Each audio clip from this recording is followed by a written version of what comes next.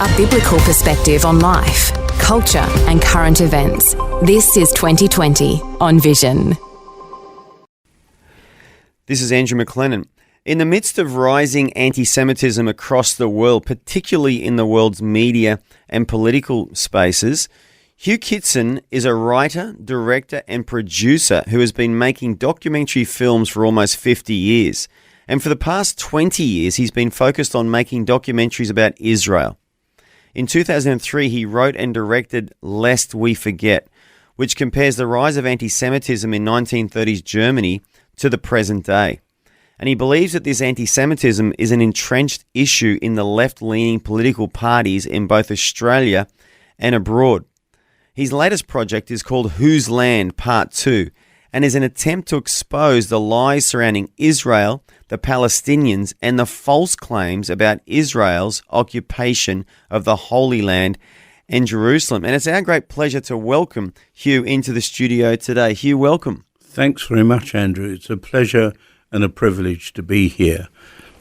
Well, that goes both ways. It's our pleasure to have you in Australia and also here in the Vision Studios. You've been making these documentaries a long time, so Whose Land Part 2 is being released right now. That's true. Tell us in a nutshell, what is Whose Land Part 2 about? Right. Well, it's the subtitle is, as you just said, the law of occupation and the status of Jerusalem, because both of these are being seriously challenged in the international arena. And so what we do with Part 2, we've got Colonel Richard Kemp. He's an ex-British Army officer. He was commander of British forces in the early days of Britain's involvement in Afghanistan.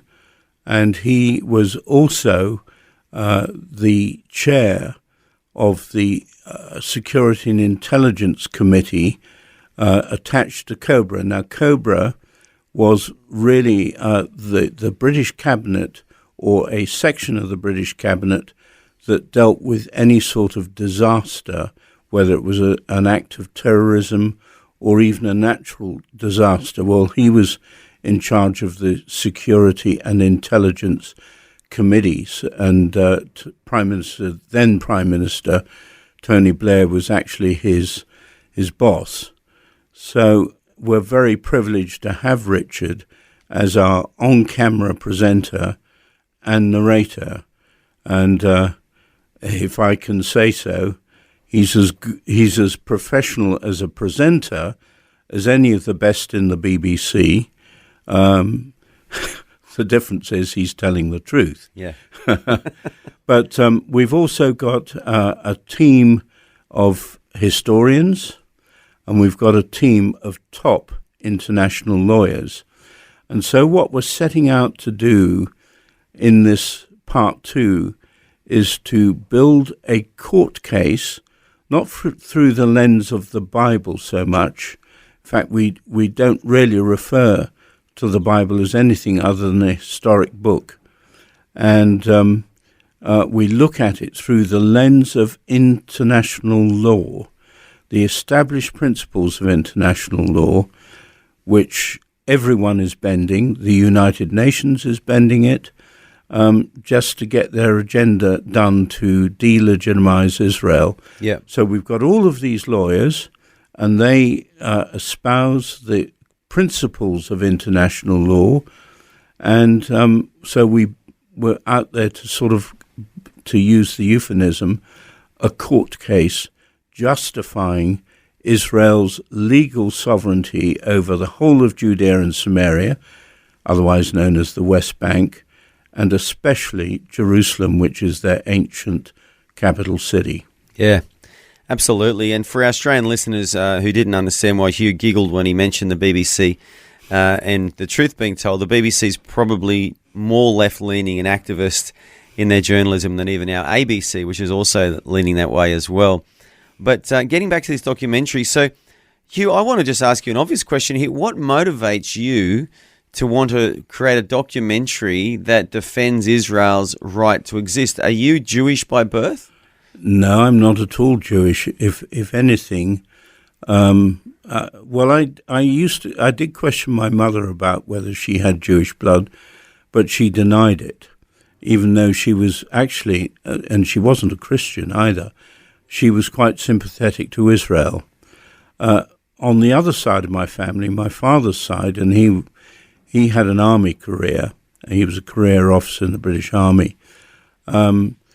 Before he died, after he retired and before he died, he actually did our family tree, and he went back a good many centuries, probably close to 1,000 years. And one of the things he discovered was that King Edward I of England was probably one of the worst, and if not the worst, anti-Semite in English history. In the year 1290, he expelled all the Jews from England. And so I've got that sort of ancestry. And quite frankly, the Lord actually gave me a vision for Israel back in my early 20s. So that's more than 50 years ago now. And when I found out about Edward I, because I've been a Christian for about 30 years when I discovered about King Edward I and what he'd done, I was mortified by it.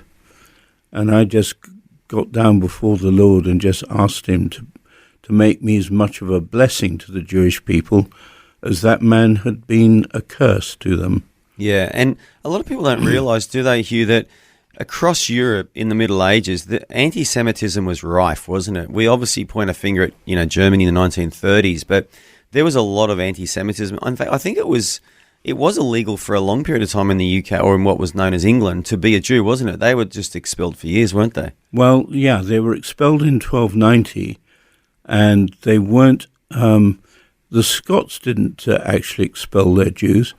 I'm not sure about Wales, but their presence was illegal until the time of Oliver Cromwell, and it was Oliver Cromwell in the mid-17th century who invited them back into England. So you had an absence of quite a few centuries there. Incredible, which is longer than how long Australia has been in existence. Yeah. And a lot of people don't realise too, when the Crusades were started and the Europeans marched towards the Middle East to reclaim what they called the Holy Land, on the way they murdered a lot of Jews in European cities. Some of them said basically, let's just warm up on the Jews. They called them Christ killers, and they did horrible things in the name of the cross or their version of Christianity. Yeah, absolutely. I mean, this is the church needs to we need to hang our heads in shame over what happened. The Jewish people have a long, long memory, and quite rightfully they're suspicious of the church. But the Lord, by his grace, is actually changing that. And he's enabling us to come alongside the Jewish people. And as the Apostle Paul says in Romans chapter 12, he actually encourages us to provoke the Jews to jealousy.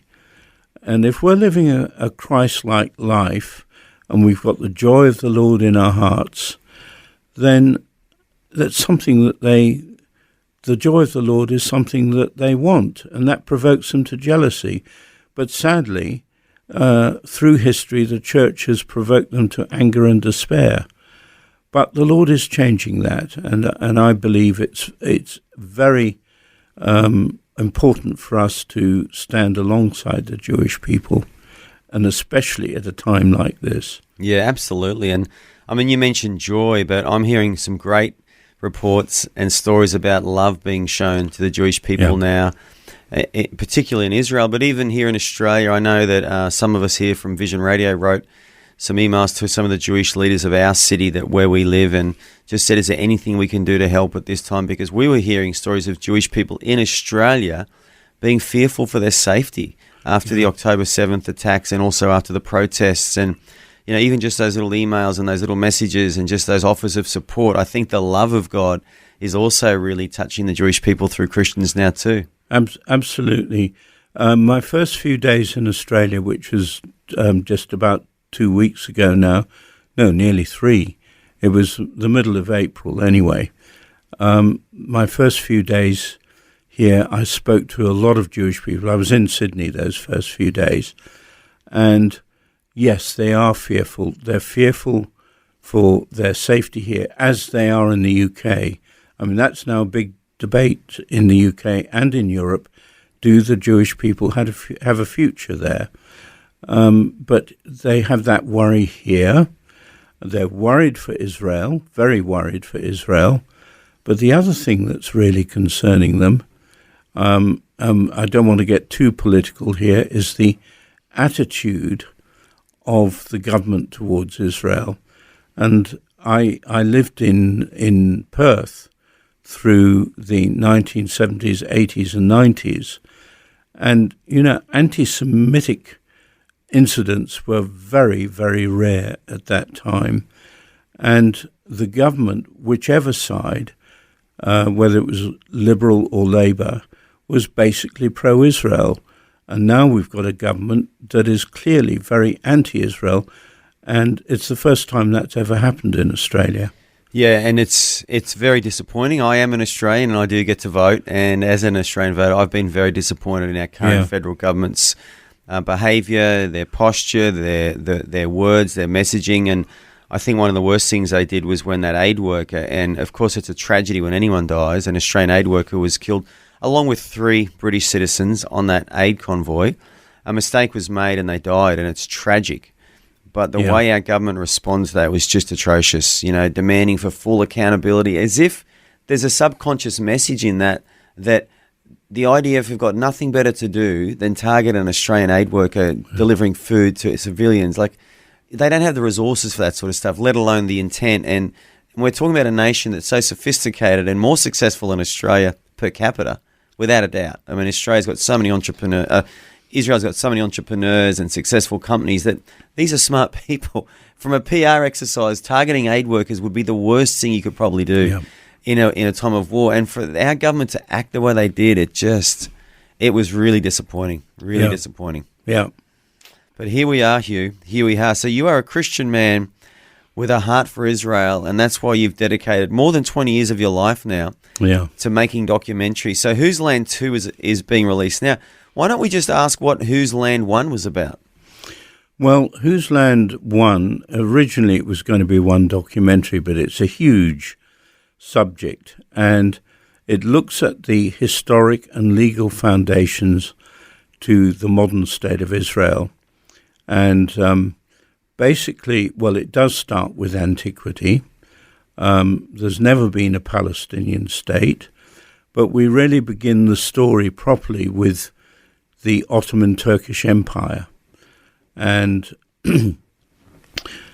Jerusalem becoming a majority Jewish population in the mid-19th century. Now, at that time, there was no development or neighborhoods outside the city walls. So what we call the old city now was Jerusalem in toto. It was the city. It was the city. Yeah. And there was virtually nothing outside the walls of the old city until about the 1860s. So we look at the whole situation under the Ottoman Turks, and the development of the Balfour Declaration. Now, I need to say a little bit about Britain, going back to that era.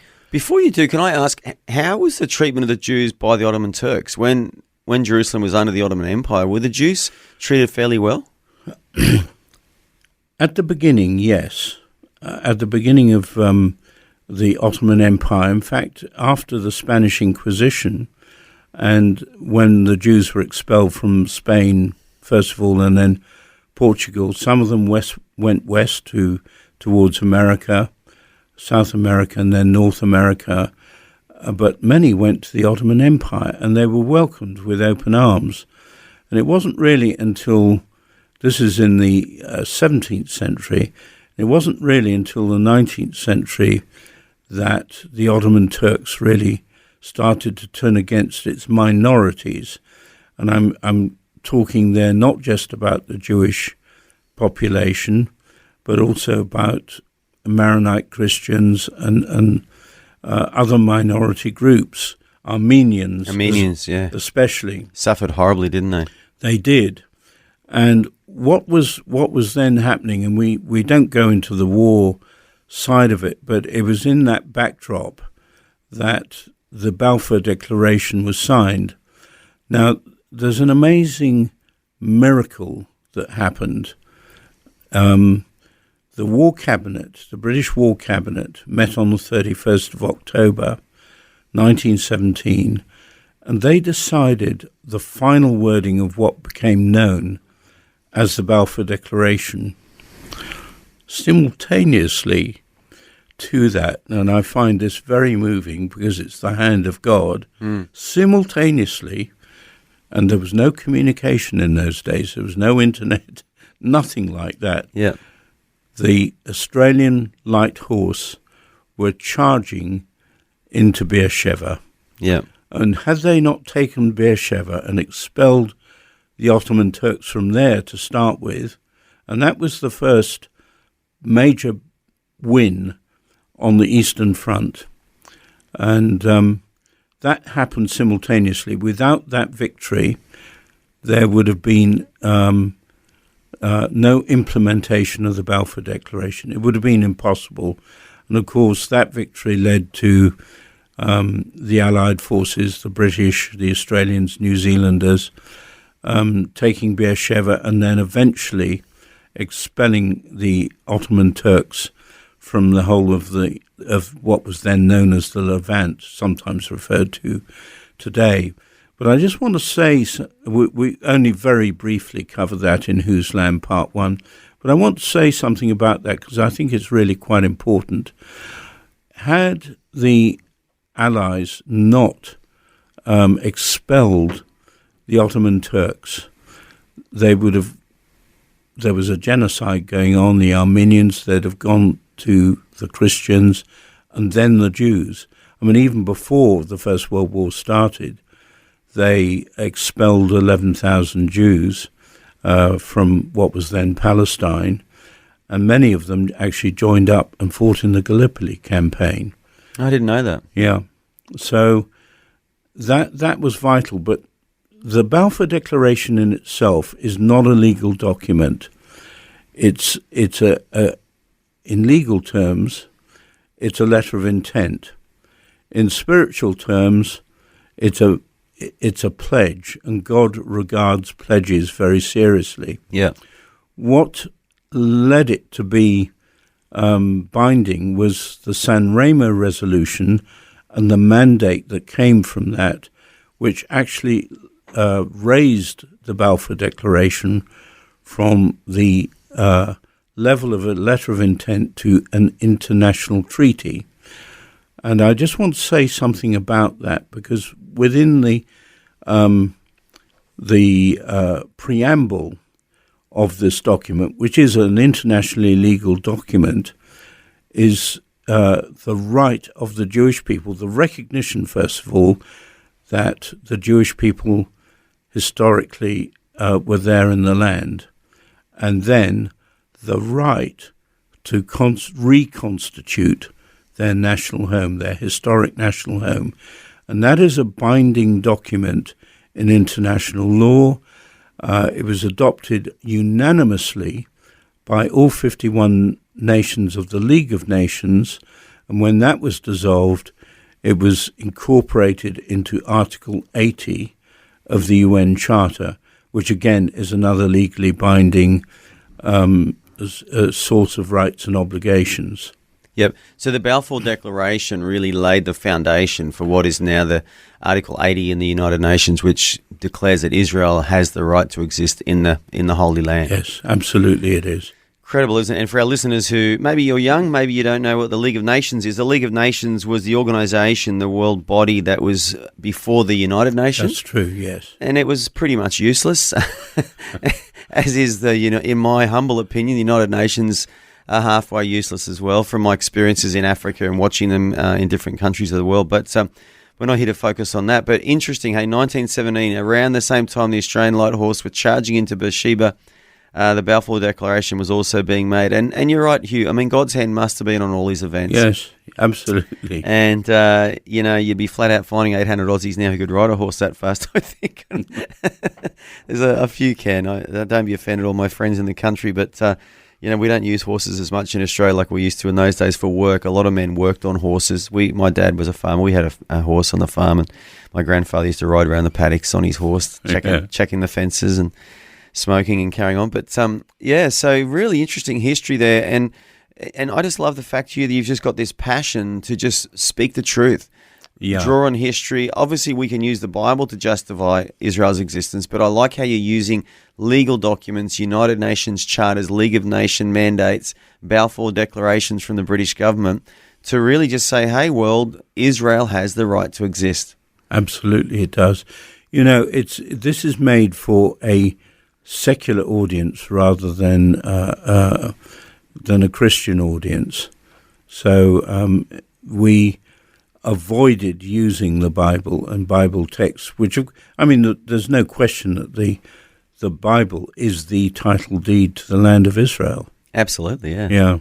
Yeah, that's where it all started. Well, if you've just joined us, we have a very special guest with us. His name is Hugh Kitson. He's a writer, director, producer, and he's been making documentary films for about 50 years now. And for the past 20 years, although not from a Jewish family background himself, he's had a passion and a real heart to focus on making documentaries about Israel. And in 2003, he wrote and directed Lest We Forget. And this documentary compares the rise of anti-Semitism in 1930s Germany to the present-day world. Hugh believes that the anti-Semitism is an entrenched issue now in the left-leaning political parties, both in Australia and also abroad. And his latest project is called Whose Land Part 2. And it's an attempt to expose the lies surrounding Israel, the Palestinians, and the false claims about Israel's occupation of the Holy Land and Jerusalem. And so, Hugh, if someone wants to watch Whose Land 2 or even watch Whose Land 1, what's the best website for them to access information about your documentaries? Right. Our website is www.whoseland.tv, and you'll be able to watch both parts of Whose Land. Part 1 is up there. Part 2 will be up there quite shortly. And you can, there's a small fee, I don't know what it is, maybe $3 or something like that. And you can live stream it. Or the other thing is we've divided the whole documentary, parts 1 and 2, into what I call short episodes. Episodes 1 to 10 are about an average of 10 minutes long each. The part 2 episodes, which are 12 through to 19, are about 12 or 13 minutes each one. And our YouTube channel is, you go to youtube.com/@whoseland, the symbol for at Whose Land. Okay, at Whose Land. And your website is whoseland.tv. Yes. Very easy to find. It sounds like a great resource for churches to put on, maybe for a Sunday night or a Wednesday night, a special event. Because I think it's important, isn't it, Hugh, for Christians especially, but also just for normal everyday people to really understand the historical context of what we're now witnessing in the Middle East, which has riveted the world's attention. There's protests about it. There's lots of government announcements about it and a lot of coverage. And a lot of people, especially a lot of these protesters, these pro-Palestinian protesters, don't really understand the history, do they? Most of them don't even know the geography. You ask them what river, they don't know. What sea, they don't know. Yeah. But at the core of the whole thing are Jew-hating agitators. That's all I can say. And their one thing is to get rid of the state of Israel. Yeah, absolutely. Absolutely. Well, if you just join us, this is Hugh Kitson. We're going to take a short break now. When we come back, we're going to talk more to the man behind more than 20 years of documentaries defending the right of Israel to exist. Thanks for taking time to listen to this audio on demand from Vision Christian Media. To find out more about us, go to vision.org.au.